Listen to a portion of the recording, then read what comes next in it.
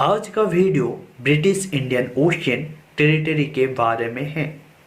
तो पहले आप ये हमारा प्यारा भारत, उसके पास लक्षद्वीप जो भारत का पार्ट है, उसके नीचे मालदीव्स एंड उसके ठीक वेस्ट डायरेक्शन में यहाँ पर है मेडागास्कर एंड मेडागास्कर से अगर हम ईस्टर्न की ओर और मालदीव से अगर हम साउथ की ओर बढ़ेंगे तो हमें ये आइलैंड दिखेगा जिसका नाम गूगल मैप के अनुसार है ब्रिटिश इंडियन ओशियन टेरिटरी। नाम देख रहे हैं उससे आपको ये लग रहा होगा कि ये भारत का पार्ट है, मगर मैं बता दूं कि ये भारत का पार्ट बिल्कुल भी नहीं है। हाँ, आपने सही सुना। ये जो नाम पड़ा है ब्रिटिश इंडियन ओशियन टेरिटरी, ये पड़ा है इंडियन ओशियन की नेम से, एंड क्योंकि ब्रिटिशर ने इसको कब्जा है इसीलिए ब्रिटिश नाम पड़ा है। एंड उसके बाद बातचीत करते हैं कि ये कब एंड कैसे ब्रिटिशर के पास गया। तो पहले क्या होता है कि इसकी खोज की थी पुर्तगाल ने, और उसके बाद करीब 2000 के करीब पुर्तगीज वहाँ पर रहते थे। एंड उसके बाद आए फ्रांस ने क्या किया कि ये तो आम पुर्तगीज लोग हैं, इनको हटाते हैं एंड इस आइलैंड पर हम कब्जा करते हैं। तो उसके बाद फ्रांस ने उसका कब्जा है। उसके बाद क्या होता है, यूरोप में चल जाता है फ्रांस एंड यूके के बीच वार, और इस वार में क्या होता है, फ्रांस हार जाता है।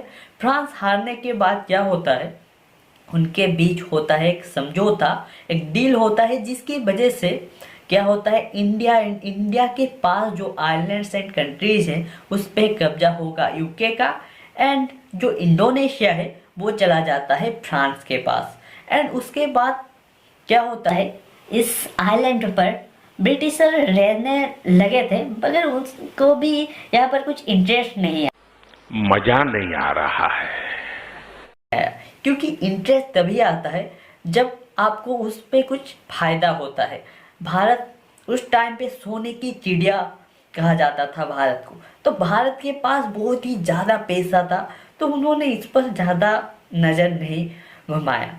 उसके बाद क्या होता है, हमारे देश कब आज़ाद हुआ, 1947 में। 1947 से 1977 तक वहाँ पर कुछ लोग रहते थे। एंड मालदीव्स के पास एक बहुत ही बड़ा मौका था कि मालदीव्स इसको अपना पार्ट बना सकता था, मगर मालदीव्स को ये लगा कि ये आइलैंड हमसे बहुत दूर है। हालांकि अब मैप में देखें कि ज़्यादा दूर नहीं है, बट उनका लगा ये कि बहुत दूर है एंड हमें इसको अपना पार्ट नहीं बनाना, क्योंकि हम इसको लेके एक कंट्री नहीं बना सकते। तो मालदीव्स ने उस पर इंटरेस्ट नहीं दिखाया। उसके बाद 1977 में जब यूके को ये बात पता चला, यूके ने इस पर कब्जा कर लिया एंड यहाँ पर बनाया एक मिलिट्री बेस यूएसए के साथ मिलकर। अभी आप यहाँ पर देख सकते हैं गूगल में मार के कि यहाँ पर 3000 मिलिट्री पर्सनल रहते हैं यूएसए एंड यूके के। एंड वहाँ पर अभी एक उन्होंने मैप भी बना दिया है।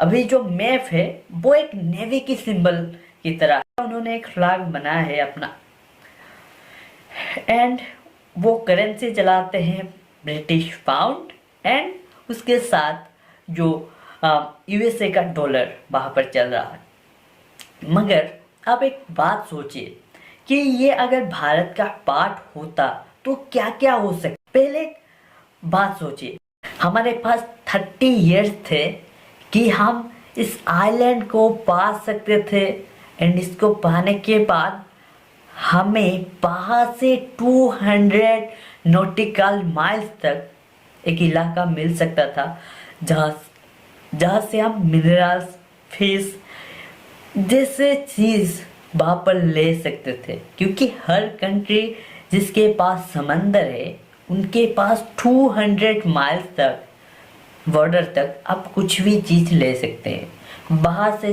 अगर हम दूर जाएंगे तो इंटरनेशनल बाउंड्री आ जाता है, यानी 200 नॉटिकल माइल्स के बाद आपकी देश का कुछ भी नहीं है, वो सारी दुनिया का है। जो भी है कोई भी चाहे तो वो ले सकता है। तो हमारे पास ये भी मौका था। एंड दूसरी बात, यमन चाइना का एक मिलिट्री बेस है। यमन देश नहीं है बट वहाँ पर है। पर चाइना कहाँ से जाएगा? सीप के जरिए से। अगर चाइना समुद्री तट के जरिए से जाएगा तो उसको इंडियन ओशियन में श्रीलंका के पास से होकर गुजरना पड़ेगा, इस इंडियन ओशियन टेरिटरी के पास। तो हमारे लिए ये एक बहुत ही बड़ा अपॉर्चुनिटी हो सकता था कि हम चाइना को रोक सकते थे इसके जरिए से। एंड दूसरा चीज़, आप मुझे ये सवाल पूछ सकते हैं कि वो यूएसए एंड यूके का पार्ट है। अगर हम यूएसए को फ़ोन घुमाएंगे ना तो यूएसए बोलेगा ये चाइना को हम सबक सिखाएंगे, अब बोलो हम भी सिर्फ अपना भेजते हैं।